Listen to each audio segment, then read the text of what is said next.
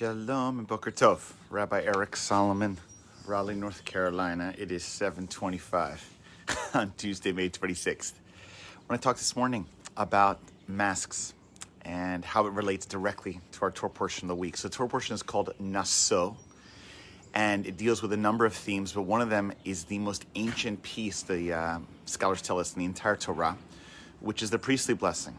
Aaron would go before the people and say, may God bless you and keep you. May God's face shine upon you, be gracious to you. May God always look upon you and grant you peace. And I want to relate this to the challenge of wearing masks. I'm going to avoid maybe the political conversation about it and more talk about the challenge about the mask is challenging because it covers the face.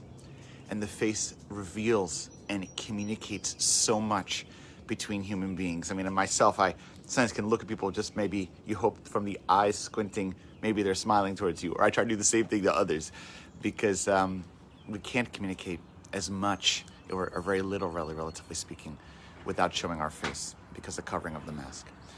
So in the prayer it says, or in this blessing, it says, may God yisadnai panav elecha, may God lift God's face upon you.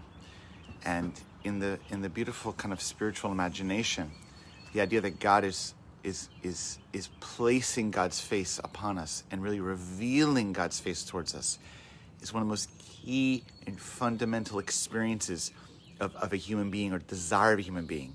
And I talked about this a while ago to my congregation on a sermon on the holidays, last holidays. It's been a while. There was an experiment done in Stanford, 40 years ago, about a young parent, a mother with a baby. And make a long story short, basically the mother comes to the baby's in a high chair, a few months old, 6 months old, and smiles and reacts to the baby and doesn't even touch the baby, just by using the face. The baby's so excited by the engagement of smiling and looking and cooing. The baby's even laughing. And then the mother goes like this and comes back and does no response, a flat face to the baby. And the baby goes bonkers, basically gets angry, cries, and tries to get the mom to react. Mom chose nothing.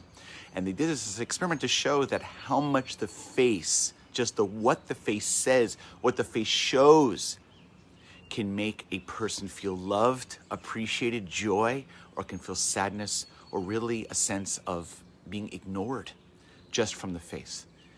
And the story of Cain and Abel, I could tell the whole thing here, but basically the story of Cain and Abel, we should go look at it, Genesis 4. It's all about, God paying attention to Abel's offering and not to Cain. And it says that when God did not pay attention, pay heed, really turn God's face towards Cain, Cain's face fell.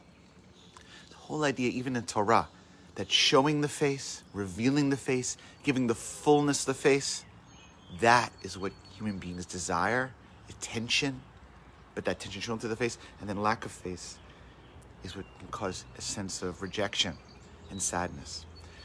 So why is it hard to wear a mask? Putting aside the political issues, okay?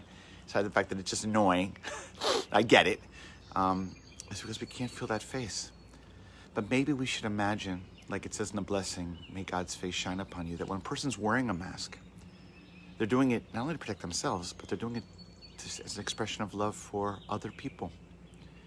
Maybe, just like we imagine God's face beautifully looking upon us in the prayer and the blessing, that God is blessing us by giving us God's full face, so too maybe we can imagine God's face in front of the mask.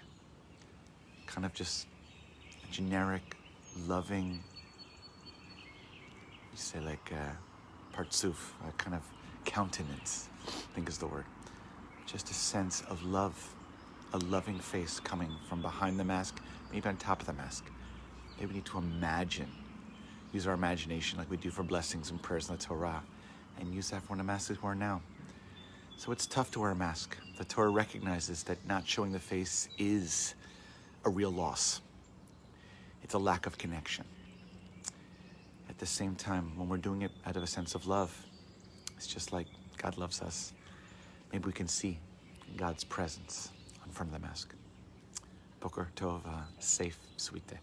Shalom.